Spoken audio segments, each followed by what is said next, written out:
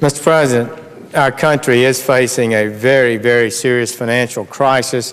We're seeing what happened in Europe. We had some good numbers on the stock market for a while, but if I understand what happened, there was a very real crisis facing the Europeans, and at the very last moment they took some action that was received positively, but they're not out of the woods yet, and neither are we. And our debt is surging. We've gone from, I think 5 years ago, $161 billion deficit to $450 billion deficit in President Bush's last year, to $1.2 trillion in President Obama's first year, $1.3 trillion in President Obama's second year, $1.2 trillion this year, and over $1 trillion predicted in deficit next year. And so we're going to have a proposal that comes before us. It's ranking to provide a payroll holiday. And it's sold as avoiding a tax increase. That's what the President says it is. We're avoiding a tax increase. And so we ought to ask ourselves exactly how that's so and if it's so. Let me just say I don't think that's accurate. 2 years ago, there was an employer payroll tax holiday that went only to the employer. It cost the Treasury $7.6 billion. Last year, as part of the final compromise, a bipartisan compromise, it was agreed that there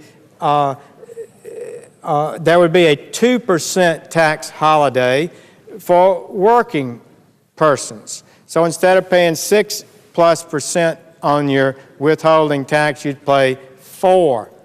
That cost $111 billion for that year. So the President says if we don't extend that, we're going to have a tax increase. But is he accurate? No, not really. This year's proposal would be to reduce not the 4%, but the 3.1%, cutting the 6.2 withholding to 3.1 for the employer and for the employee, and it would cost in 1 year $265 billion. $265 billion that would not be going into the Social Security Trust Fund, so that those who retire would have the retirement funds they've been promised, would not go there.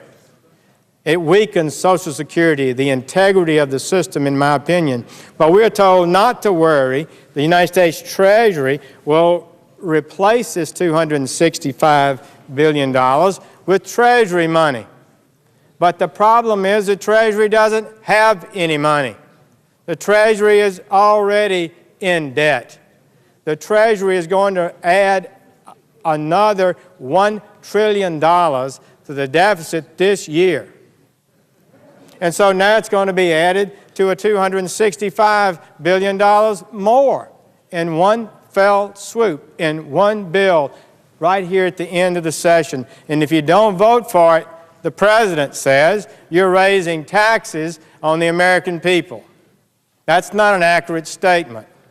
In an economic sense, in my opinion, the real essence of this is the United States Treasury will borrow $265 billion. And then it will direct the Social Security Administration to send that money out in the form of a reduced benefit, reduced withholding amount to be paid by workers. It's a direct borrow, and it's a direct delivery of money, and it uses Social Security Trust Fund monies as a vehicle to transfer the money. But in economic sense, it borrows $265 billion to spend.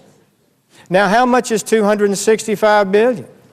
The super committee, the committee of 12, was trying to find $1,200 billion in savings over 10 years. Not 1 year, 10 years. And this one bill, this one proposal of $265 billion would be spent this 1 year. To achieve the Committee of 12's goal, they would simply needed to have cut $120 billion a year for 10 years out of the entire federal government. They failed. Immediately now, the President and our majority leader is demanding this Congress pass an expenditure unexpected, not before done. Nothing like such a large expenditure ever has come out of Social Security to spend another $265 billion. I wish I could figure out a way to be supportive of this. I don't see how I can be. I am pleased that the Republicans are trying to work up a bill that would not cost as much as $265 billion and some way to pay for it. But in truth, if we're going to be able to cut spending to pay for any kind of new expenditure, wouldn't we be better to do what the Committee of 12 tried to do, cut spending to reduce the debt? Shouldn't we be seeking ways, if we're going to raise taxes, to use those taxes to pay down the debt instead of taking 10 years under the President's plan to pay in a new tax that takes 10 years of that tax to pay for this 1 year of expenditure? And that's what the proposal is. This goes beyond partisan politics. This gets to the point, are we in control of the Treasury and the spending of the United States of America? Can we defend what we're doing?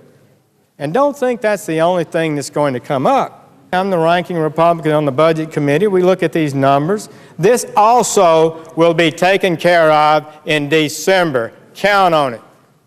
We're going to deal with the alternative minimum tax. That's going to cost $50 billion.